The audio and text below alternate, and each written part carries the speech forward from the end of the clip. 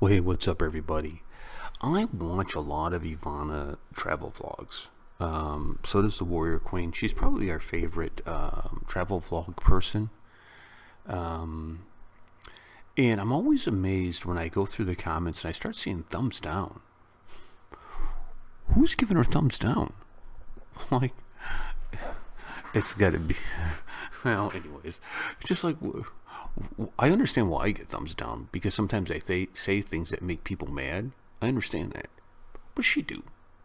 Anyways, she's going to be talking about a haunted island. Let's take a look.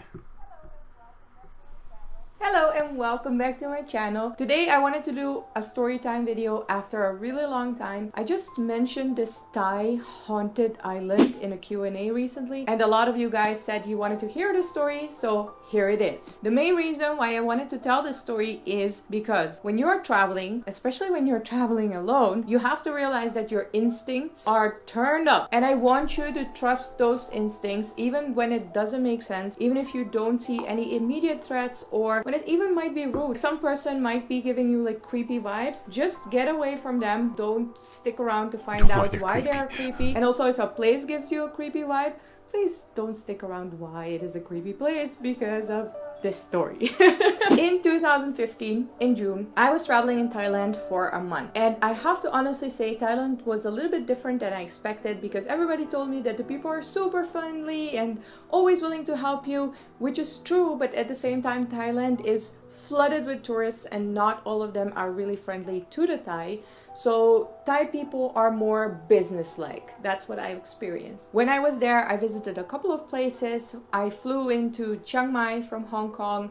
I went to Krabi. After that, I went to Koh Phi Phi. And before I returned to Bangkok, I went to Koh Tao. If my dear viewer who was raving about this island is watching, I'm so sorry, but I really had a different experience. Some people really think it's a paradise island. For me, it was just such a creepy place. Our story starts when the boat arrives in the harbor. I had my backpack with me and I was walking, just trying to figure out how to get to my guest house. I didn't do my research beforehand, because usually in these kind of places you can ask in the local shops and you will find something better than some information that might be outdated online. So I was just walking around with that backpack. At one point I get to the main road and there's this big truck. They stop and they ask me like, where do you want to go? They're very common. They are called Songkrao, I think. Locally managed public transportation. And I tell them the name of my guest house. They say the price. I'm like, okay, yeah, sure. This backpack is way too heavy to walk down there. I already saw on Google Maps that it was too far away.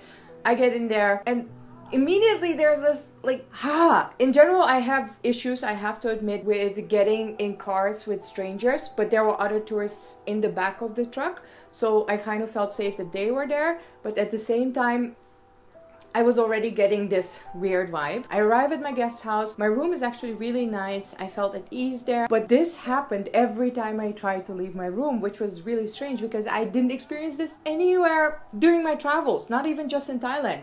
During all of my travels, I was always happy to go outside. At this guest house, every time I wanted to leave my room, I just felt that something was pulling me back, like, no, don't go outside, don't go outside. Not that I felt that something would immediately happen outside, but just this feeling that don't go outside. And it was very hard for me to get out of the room every single time. I would be laying there in the morning and thinking like, oh, I want to go to the beach. Koh Tao has really beautiful beaches. Then I would get showered and try to get out of the room, and I would get this feeling like, don't go, don't go.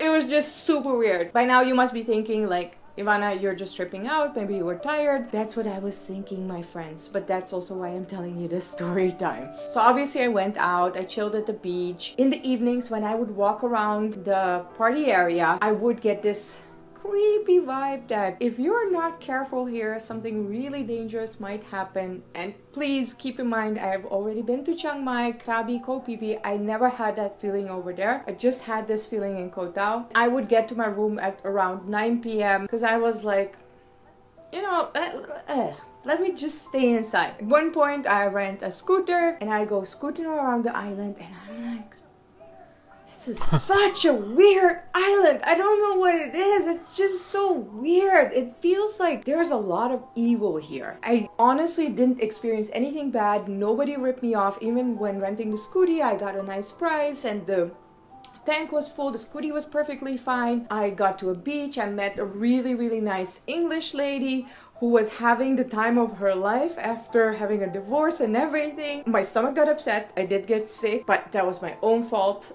That's a whole other story time. In general, I couldn't understand why I was getting this creepy feeling, because nothing bad was happening. People, they were standoffish, but I was already kind of used to that. And I was thinking, you know, they just have this business mentality with foreigners, which is perfectly fine because not all foreigners are always nice, especially these kind of touristy places. At one point, I am walking down the main beach and I see these huge boulders, and I explicitly remember thinking, wow, that's kind of like a pretty place. I didn't feel anything there. I was just looking at the ocean and it just felt pretty. And these big boulders, I have never seen these kind of boulders before on a beach. So I thought it was pretty. I really enjoyed my walk there, but I definitely did feel that I should get to my room as soon as possible after the sun went down. And I did keep this feeling the whole week when I wanted to leave my room, that just don't go outside, don't go outside. I can honestly say during that week absolutely nothing happened, but when I left Koh Tao, I genuinely felt that this huge weight was just lifted off me. I'm getting goosebumps thinking about it right now. I was just so happy to leave that place, and I honestly, maybe just like you, thought I just went mental. I don't know what was wrong with me on that island, but I was so happy and so relieved to leave. I didn't want to offend any people because obviously a lot of people love that island. That's why I didn't tell the story, because I was just thinking that, you know, it's just me. Maybe sometimes you just don't vibe with a place and you should get over it. That's how I was thinking back then. Until I returned to the Netherlands. I just tried to forget about it. I was like, you know, we just didn't vibe, that's it. No reason to panic. I get home and a couple of months later, I was randomly browsing Facebook. And I'm almost never on Facebook, to be very honest. Somehow, I don't know why, I see the story, couple slaughtered in Koh Tao.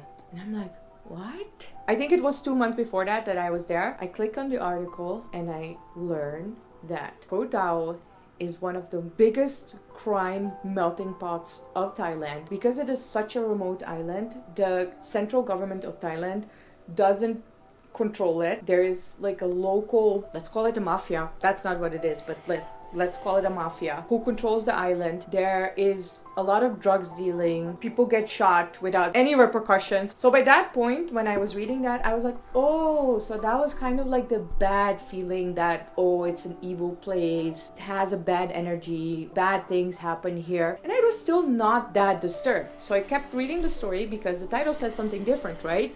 Couple slaughtered on Koh Tao. And I start reading about this couple who was partying there. They don't know why, but they went with some people to the beach, and it's so creepy. It's so creepy. The girl was raped and they were both bludgeoned to death. Can you imagine? Like, their skull was beaten in. This is very graphic. There are pictures of this and I looked up those pictures. They're absolutely horrifying. I mean, I've seen dead people. I see dead people. No, I've seen, you know, dead people in movies.